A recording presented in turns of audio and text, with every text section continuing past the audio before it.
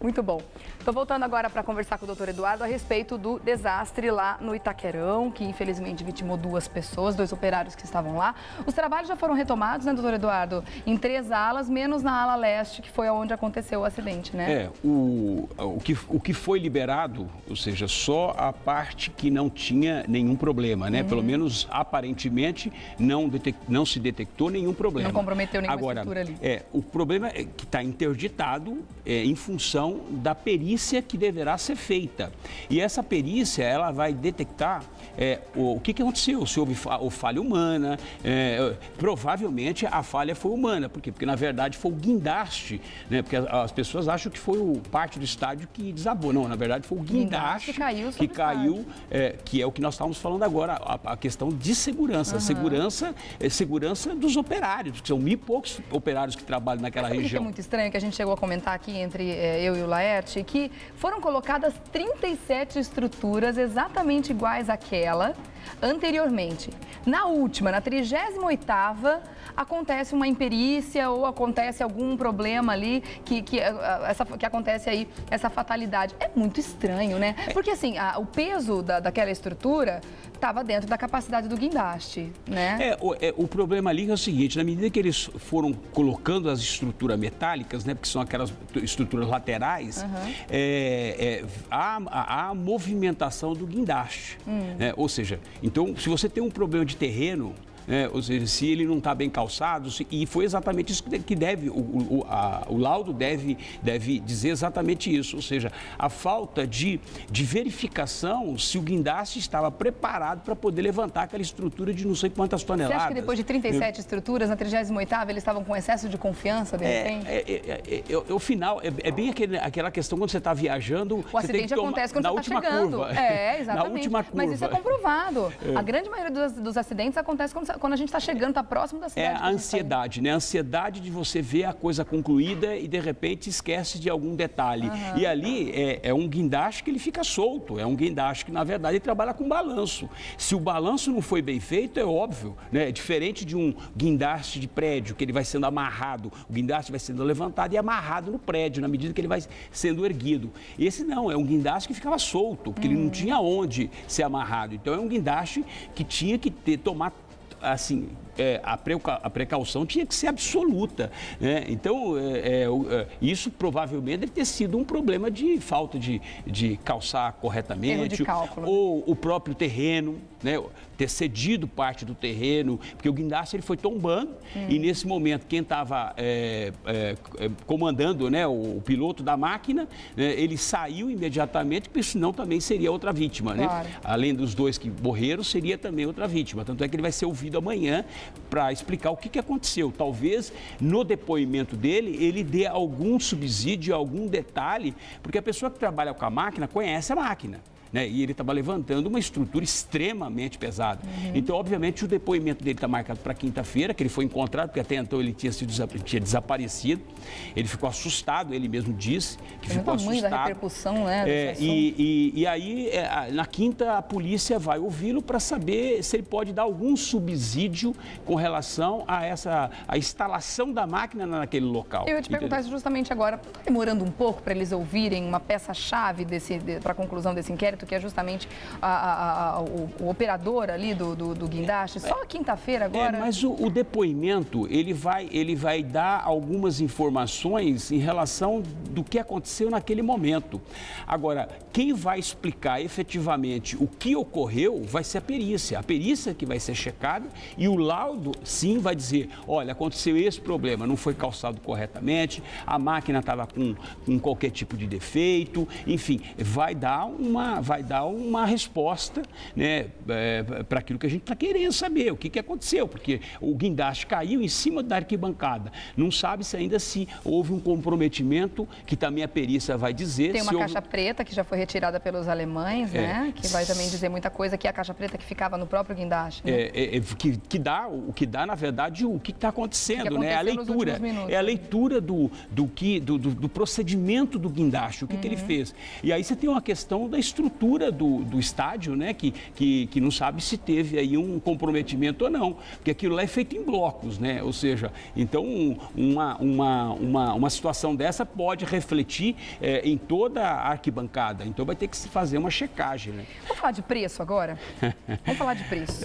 Aí é uma brincadeira. Aí a gente entra num assunto desconfortável para todos os brasileiros, né? Porque a gente sabe, a gente já falou aqui mais de uma vez, que a quantidade de coisas que a gente precisa, que nós brasileiros precisamos em termos de estrutura de país, para que a gente tenha uma vida um pouco mais segura, um pouco mais saudável, ter qualidade de vida, aquilo tudo que a gente busca enquanto cidadão, né? Da contrapartida do Estado, já que a gente paga os nossos impostos direitinho, né?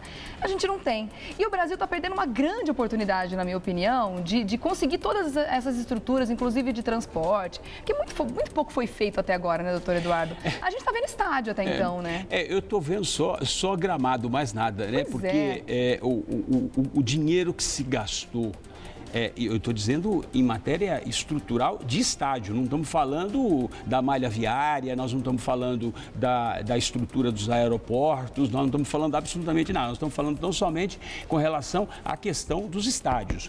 Nós temos aí um gasto, né, ou seja, o valor está 3 vezes mais. Né? Desde o início das licitações até hoje, esse valor triplicou, né, de gastos públicos. E gastos públicos, porque inicialmente boa parte do dinheiro está vindo da gente mesmo. A Copa era para ser feita com recursos da iniciativa privada. Só a iniciativa privada. Era só isso. O que o governo poderia fazer era com relação à estrutura do país, ou seja, a logística. Então, aeroportos, isso sim, e são se coisas investe. Que ficam pra gente, inclusive. Se investe dinheiro. Agora, em matéria de estádios, né, realmente o que se gastou em reformas e construção de estádios, eu fiz uma conta rápida aqui. Nós estamos aqui em torno de 9 bilhões de reais. Eu fiz uma conta rápida aqui. Daria para fazer 450 mil casas populares. Que isso? Tá? E daria para beneficiar 1.350.000 pessoas. Isso, só para as pessoas terem uma ideia, daria mais ou menos 12%. Você poderia dar uma casa para cada pessoa, 12% da população da cidade de São Paulo. E dá, tá, gente? Dá. Não ficar financiando, fazendo a pessoa pagar a vida inteira, nada disso. Você poderia dar a casa e aí estaria aí contemplando 1.350.000, levando em consideração 3 pessoas por habitação. Com certeza tiraria todo mundo que está morando embaixo da ponte em São Paulo, nas grandes cidades, com toda certeza. Eu vou te dar uma informação. Nós temos 1,5 milhão de famílias vivendo nas favelas, 1.600 e poucas favelas. Você resolveria praticamente 35%, 40% do problema de habitação na cidade de São Paulo, só para você ter ideia. Dá muita raiva saber que esse dinheiro existe, né? E ele só não está sendo empregado da forma correta. Vamos falar dessa listinha aqui que a gente tem, falando em preço, só para você também cair o queixo. Eu estou vendo tanto zero na minha frente que eu nunca vi isso na minha vida, porque eu não trabalho com planilhas, né? Eu não trabalho com números, mas olha a quantidade de zero que tem essa lista aqui. Vamos começar pelo Mineirão, né? Que é o estádio que foi construído foi reformado em Belo Horizonte, tudo mais, né? Adaptado para a Copa do Mundo.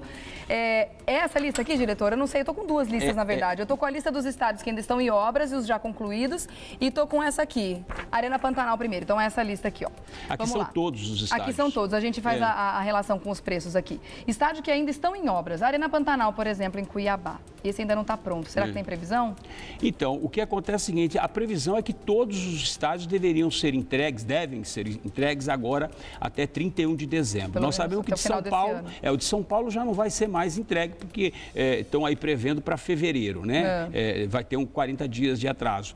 Mas teoricamente, deveriam entregar agora até dia 31 de dezembro de 2013. Esses valores que a gente tem aqui são oficiais, porque olha só, eu tenho aqui o valor de 26% a mais que foi gasto nessa obra. Então, de 454 milhões e 200 mil, foi para 570 milhões e 100 mil, né, Arena Pantanal? Aqui são, só para você ter uma ideia, é a variação do aumento da obra. Quanto custou, ou seja, quanto custou. Se você pegar o estádio de São Paulo, que estava previsto 240 milhões, já se gastou quase R$1 bilhão.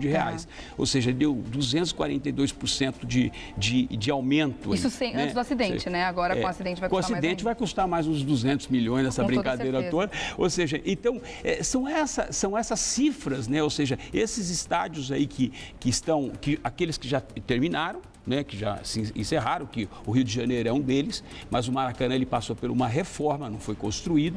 Né? Agora, realmente você não tem nenhuma... Você tem a Arena de Pernambuco, por exemplo, Recife, que empatou 529 milhões, 532. Teve uma variação de 1%. Ordem aqui, que assim a gente coloca as imagens na ordem que está aqui na minha ficha. Ó. Curitiba, por exemplo, Arena da Baixada, vamos mostrar como tá. Ainda está em obras, tá? Mas aí a gente tem um gasto também, vamos procurar aqui na lista, ó. 77% maior. Quase dobrou o valor, né? Olha isso, 326 milhões. E o de Manaus, Arena da Amazônia, vamos dar uma olhada aqui, ó. 30% a mais. 30%, eram 515, foi para 670 milhões. Que isso, gente, é muito dinheiro. E Natal, Arena das Dunas, vamos dar uma olhada como tá, também está em obras ainda, não está pronto. 14% a mais, né? 14% a mais, 350 por 400 milhões. Está em 400 milhões de reais. Porto Alegre, Beira-Rio e, como a gente já falou, Itaquerão também está em obras. E aí você disse dos que já estão concluídos, o Maracanã, que inclusive já teve jogo por lá, né? Exato, e o Maracanã já teve. Mas aí a gente tem o campeão da lista mesmo, a gente tem 2 campeões aí da lista de sei lá se é superfaturamento, se a gente pode chamar assim, mas de preços que foram para a estratosfera, né? Que foi justamente o Itaquerão, como você já falou, e o Maracanã, no Rio de Janeiro. Não, e o Salvador, 172. Salvador? Salvador, acho que é o segundo da lista. Não, tem o Beira-Rio em Porto Alegre com 154% também, ó, que aumentou tantão. Aí você tem... Gente, mas é muito dinheiro. É muito dinheiro desperdiçado, né? Olha... Você vê, né? E depois aquele tal negócio, né? Vai fazer que nem aconteceu na África do Sul, né? Estão pensando em demolir lá aquele estádio que fizeram lá. Então é isso, o Brasil é isso. E aí joga o dinheiro na Brasil trina. se resume exatamente nisso, ou seja, é o país do futebol, do samba e futebol e da bandalheira toda que acontece nesse país. E vamos ser felizes mesmo assim. Vamos tentar ser felizes, né? Tá difícil.